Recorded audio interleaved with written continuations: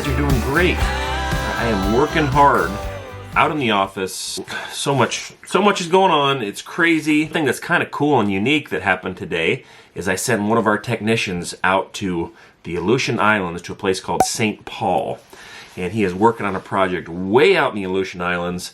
They couldn't get in for like 2 weeks. Planes kept getting turned around. The weather's crazy there, but that happened, so praise the Lord for that. Just got off the phone with my sister Heidi, my little sister Heidi, that's in Houston, Texas, and I read the news and was like, okay, wow, you know, Texas is having some hard time with cold and snow and stuff. Okay, I didn't realize how bad it was. She was showing me, I guess the shelves down there in Texas, or at least her part of Houston, are just like empty. It's almost like people ransacked the stores. Still so many people without power. It sounds like more power is coming online. But my wife and I are racking our brains. Like, I wonder, could we do something to help? Like, what could we do to help? Of course, by the time you watch this, it might be a little bit too late. But I think maybe what I'll do here is after work, I'll go in and maybe show you guys some things that you could do to maybe have some backup heat, or think outside the box for, you know, wood and all these things. Because here in Alaska, you know, a lot of the people that I know have backup either heating sources, backup electrical sources. They have, a lot of people here have a pretty good backup on their pantry. And so it's just a very different lifestyle here. And I feel horrible for you guys that are in like a big city. If you have no power and cold weather, in a large city like that, where you're used to city water, you're used to natural gas, you're used to electricity that's just all the time. You know, it's that more steady way of living. And to have that all of a sudden just get shut off has got to be traumatic for you. And I've been racking my brain trying to think of what could you do to get some help or try to alleviate some of this, because you're not used to it. So maybe I'll talk about that here in a little bit. I'll probably send you to my wife though until I get wrapped up here, and maybe I can go over some little things that you might be able to do to help get you through this. So hang in there. We are thinking of you. We're praying for you, and I hope you're doing well. But let me get this wrapped up, and I will check in with you guys later. Maybe talk about some tips.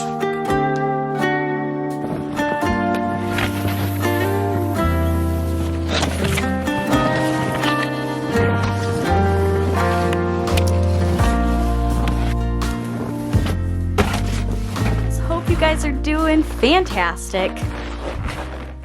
It's still a winter wonderland. It's beautiful. A lot of our southern happy peoples are not doing the greatest right now. We're thinking about you. We're praying for you guys. I can only imagine, okay? Us in Alaska, we're used to this. We prepare for this. You guys do not prepare for weather like this at all. So we understand that it's hard. It is super challenging. You have very different built homes, different road, like even just your maintenance of how your all's state manages their roads. I can just only imagine. Anyway, we thought maybe try to share a little bit tips for you guys. We've been brainstorming on thinking outside the box if we lived in the city, preparing for sub-zero weather, and not having a lot of the resources that we have here. So Bert's going to touch a little bit of that in just a little bit. He ran to North Pole, and he's going to come back and talk to you all about that. Just because he's better at it, and, you know, nerdy. Hashtag nerdy. We really hope that we can maybe share some insight with you guys to our best ability. I did over on my Instagram. Bert's sister actually lives in Houston, Texas, and they're going through it. Like, their grocery stores are all wiped out. There's been some flooding in some areas. There's frozen roads. There's burst pipes. There's all kinds of things. Bert and her compiled a list together about ways to maybe stay warm, what to do if your pipes freeze, just some tips that we kind of just thought off the cuff of maybe just getting out to people that they're just not prepared. They're not prepared for it. You don't move to Texas and think that you're going to experience a whole lot of this. You just don't think that. Funny enough, I've had probably 8 people in my life that have just moved to Texas in the last little bit. And they're like, hello? Never have had a burst pipe here in Alaska, but gets down to Texas, first winter there, burst pipe. Crazy. So we're going to share a little bit with you guys. Hopefully we'll be able to help you. Go check out our Instagram. Maybe we'll be sharing some things. I've been getting some stuff from the Happy Peoples community on different ways of staying warm and dealing with the situation. So maybe go check it out over there, see if there's any valuable information. But I've got a lot to do today. We've got obviously school going on. I've got a lot of work with Alaskan Apparel to work on. All the things. It's a good time. Anyway, continue on with the day. Feel free to reach out to us and message us and I'm shaking, and ask questions if you guys have some questions, and maybe we can help you guys out. So anyway, we're gonna start the day. I'm excited. It's been snowing all day. Anyway, all right, let's get started for the day, and we'll check in on Bert when he gets back home. Oh, Bert made it back, so I'm gonna jet now. Tag team. I'm gonna jet into North Pole and go drop off some. I'm still sending out. I'm still getting Christmas cards, guys, so I'm still sending out some to y'all. I did want to say real quick, some of these have been returned to me. There's been some insufficient. These are the only ones I've gotten back so far. But Clara from South Carolina, the Macaulays that are over on Eielson, and I don't know why theirs got returned, so I apologize. Kimberly from Ohio, the Price family in Grove City, Jesus in New Mexico, and Sarah in Illinois. So I am so sorry, but it says insufficient address and return to sender and unable to forward on these. So I didn't want you to think that I didn't send you guys some, but they got returned to me and I don't know how to the best to get them back to you. So I'm sorry. If you want to, scan that little guy and go watch the little video that we made for all y'alls that sent us some Christmas cards. Now it's out for the entire public to see. Anyway, I'm gonna head on into North Pole, get some stuff shipped out. Should be a good time.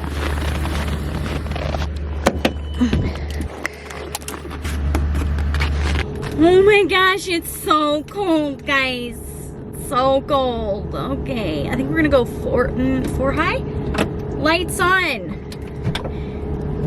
Here we go. Here we come a-wassailing among the leaves so green.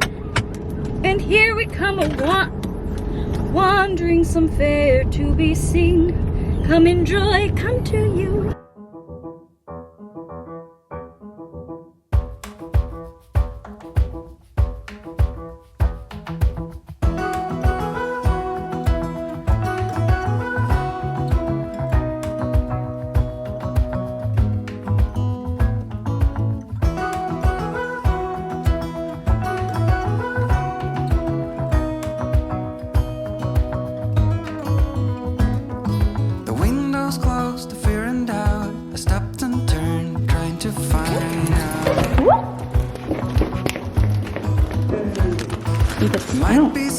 That one. Oh, I bet you it's from my babe.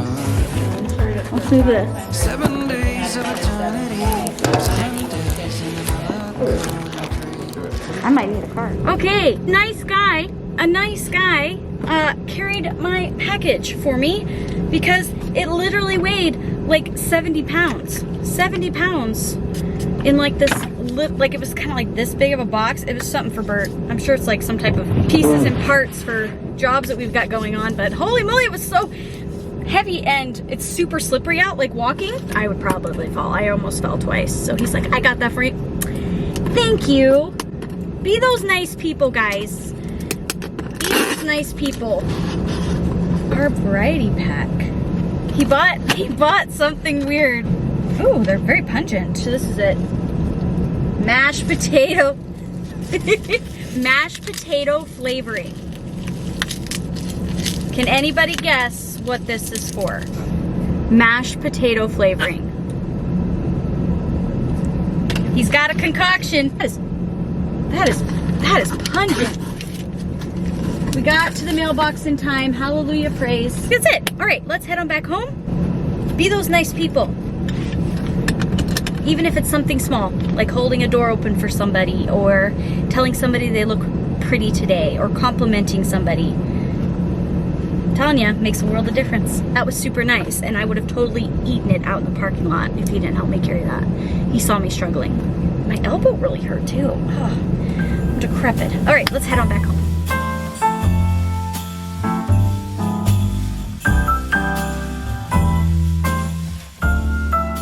so I thought I'd swing over here, Mom and Dad's. They have some furniture for me that I might go check out and see if I can use it for Evelyn's bedroom. Oh, looky, that's all open. The floor's ripped up. Oh, wow. Oh, that looks so good. My gosh, it looks so good. Is there lights? Do we have lights anymore? I don't want to get electrocuted. Oh gosh, gonna get electrocuted. This looks so good. So good. Right. Yeah, so you turn these guys this way, and then are you gonna do a countertop? I think we're gonna do like a, I don't know exactly what we're gonna do. Because all this goes out, right? You're gonna make all this come out? Should we? What are we gonna do? I mean, we don't have to. You can move your pantry that way.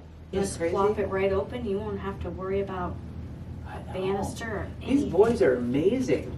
Yeah, your whole thoroughfare is completely open. I know. Wow. Isn't that crazy? It's big. Yeah. Bert goes, that's what I told him. I said, makes everything look enormous. He goes, well, you do have a big house, Mom. You do. It was just cut in little pieces. Cut into little pieces. That's exactly it. Mom is getting rid of some of this furniture and a bed, and there's another piece back in there, and then maybe potentially at some point this like little desk and chair. So I came over to take a look at it and see if Evelyn could maybe get a big girl bed. Yeah, big girl bed. So, and then I can maybe turn it into like a guest room, and we'll take the bunk bed that's there and move it into Garrett's room, so they can have like a little bunk bed, and then Evelyn can move out if I have guests, and they can stay there, and yeah, good time. So I think I'm gonna take some of the furniture. Thanks, Mom.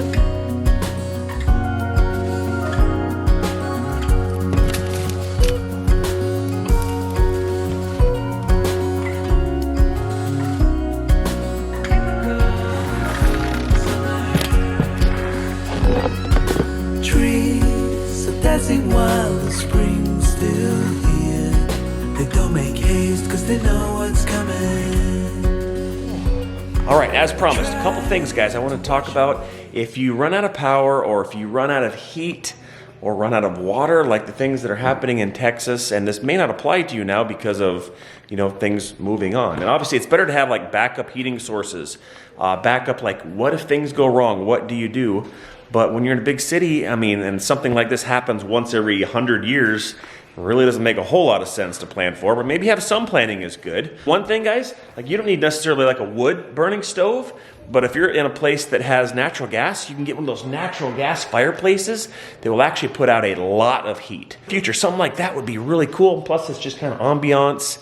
And if you guys get your colder nights in Texas, and usually when you hook those up, they're like completely vent-free. So that's just literally you hook gas to them, you turn them on, and they go. You guys have city water. They're telling you right now to boil the water. And I don't have a lot of experience with this kind of city water. We've always had well water. So like for us, like if we need water in an emergency, we can actually go out to our wellhead and use a small pump and pull it right out of the ground. But with city water, you're pretty much stuck with whatever the city wants to push to you in the pipes. It's sort of contaminated right now. So how do you, though, no power, how do you boil water to be able to take any contaminants out? And you have no way of doing this. So there's a few different ways. You can get like your camping stoves. You can actually use your grill, your outside grill, and you can just put a pan right on it, boil that water, and you can have something to drink with. Just keep in mind, guys, when this kind of stuff happens, just kind of step back for a little bit and realize, is this a long-term problem or is it a short-term problem?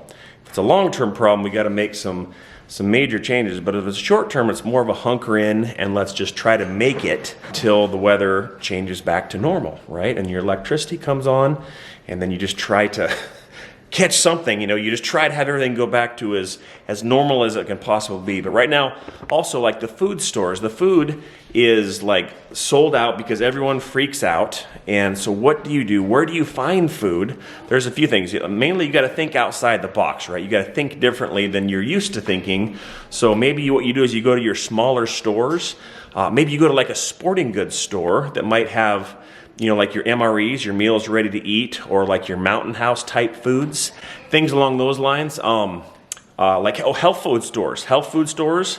Now these things are probably going to cost you more money, but at least you can get some food. So try to have some kind of a community that you can work with, and maybe that's even your church, which is also another idea if you don't have a community, but like people that you can just, because it's a temporary thing, like, hey, you know, do you guys have any toilet paper? Or, hey, do you guys have, you know, a way to do this? Or could I, you know, get some flour, right? I mean, there's just that kind of natural bartering to try to help each other out until things go back to where your power's back on and life is restored. Like I said, reach out to a church if you need to. If you don't have a community, ask them if there's any way they can help, or if there's any way you can help them. Maybe there's like a community group that you can work with. Just keep your water running, guys. Just a little bit of a trickle here.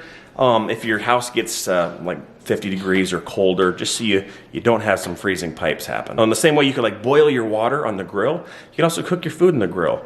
And if you don't have a grill, ask someone else maybe that they're not using. Maybe someone has power that you could borrow their propane grill or their charcoal grill, and you could actually just kind of have a heat source to be able to cook, be able to boil your water. That can be a huge plus. You guys go to like sporting goods stores or even like military surplus stores. You can get these meals ready to eat. If you're a military person, you're probably cringing right now, but just keep in mind, these are actually not bad unless you've had them a lot. Some I actually really like. The kids actually like them, believe it or not. So inside these, though, you have all these little packets of different things, but inside they have these little heaters here. And you can just put a tiny bit of water, see, do not overfill, right to that line, and you'll heat up your meal. It has a little chemical reaction here. You fold this over, and you can have a warm meal. So that could be an option if they're not already sold out. Talk about some heating options. Well, one thing is, if you are in dire need of heat, some of the people, like in Texas, I know, actually have power on, but their house is cold because there's not enough insulation in their walls, not enough heating. If you guys are getting real desperate, one thing you can do is go to your dryer, unplug the vent from your dryer that goes outside. It's like just a flexible line. Unplug that, point that to where you want some heat, and turn your dryer on. And I mean, you got to monitor these things because they're not really designed for this, but don't put any clothes in it, just run it, and you'll actually get quite a bit of heat out of your dryer. In an emergency situation, that can work pretty well. Your oven, if you have an electric oven, you can turn your oven on, open the door a bit. Again, this is not recommended. This is just to, if you're freezing to death, we kind of step outside the normal boundaries, right? Have a gas system though, like most people have gas stoves, I think in the lower 48, and I'm pretty sure we have electric for us. But if you need heat, you can light your electric cooktop and just grab some heat off of that. Now you don't want to let that run overnight, of course. All this stuff you want to probably shut down at night, but during the day while you're monitoring it, that would be another way of getting some heat. Something else too that's people have done that I wanted to share, because some people have actually got some carbon monoxide poisoning, and that's these buddy heaters right here. So these buddy heaters are awesome. They are great. And they tell you that you can actually use them right inside, right here. They tell you that you can use these in the house, but it just says you have to have proper ventilation. So if you do use one of these in the house, unfortunately you have to offset some of the heat you get from these by having a window cracked and having some air brought in. But just keep in mind, just have some ventilation if you use one of these for heat.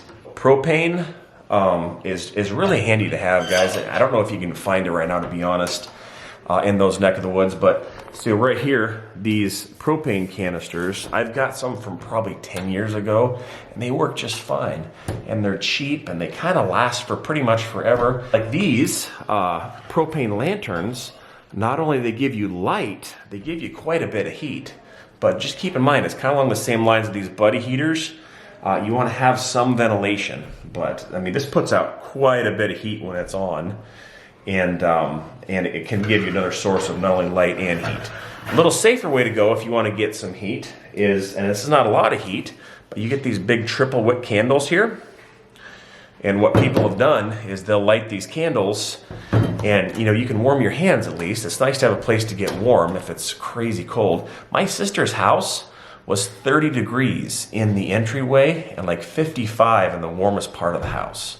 So they got pretty cold. But one thing that they were doing down there was they were taking a candle and they were putting like an adobe pot over the top of it, just kind of suspending it, so all the heat from the candle would kind of warm that whole adobe pot up, and it would kind of like a hot brick, right? Kind of give you a nice warm spot. You don't obviously don't have to worry about any kind of ventilation stuff, but this puts out way less heat, than one of these guys would. Kind of the last thing here, guys, is just keep in mind if you're in a warm climate like Texas or Arizona or these places that don't normally get very cold, like a lot of your windows and your doors are probably not triple pane, highly R-valued items. So you probably feel a lot of cold coming from them. So close that off as much as possible. This queen over these windows, seal it really nice with some tape. They have plastic wrap, but you probably won't be able to find anything like that right now. Also just kind of take some towels, stuff it in all the cold spots, and just try to block it off as much as possible. And you can also, any heat that you're making, try to keep that closer to one room so you're not trying to heat your whole house. And just remember, this is just for temporary measures to be able to get you through. Obviously, long-term measures, it's better to have, like I said, backup heating sources, like a whole house generator, and just other ways in case things go down. Let me comment down below. Let me know what else I missed. What are you talking about? Nothing. See, every time when bad things happen, what do? When bad things happen? Yep. Emergencies. I generally pray. It's generally my first go-to of action. Come fix this, right? That's how it works. Oh, okay. Okay, yeah. I mean, that's kind of true. I do call him quite a bit. Yes. Hey, fix it. Please. That's usually what I hear. All right. I hope that some of this helps. It may be a little late, but and I apologize. Like the city life and the different type of systems that you guys have in your house, I'm not as accustomed to. So I was trying to think through the lens of what could you do if you have city water and gas, and how can you operate temporarily to be able to try to stay warm and make it through. Everything that I knew about everything. Okay. Well, we hope it helps, guys, but I don't know. I don't know how much there is able to do, but he's a plethora of knowledge.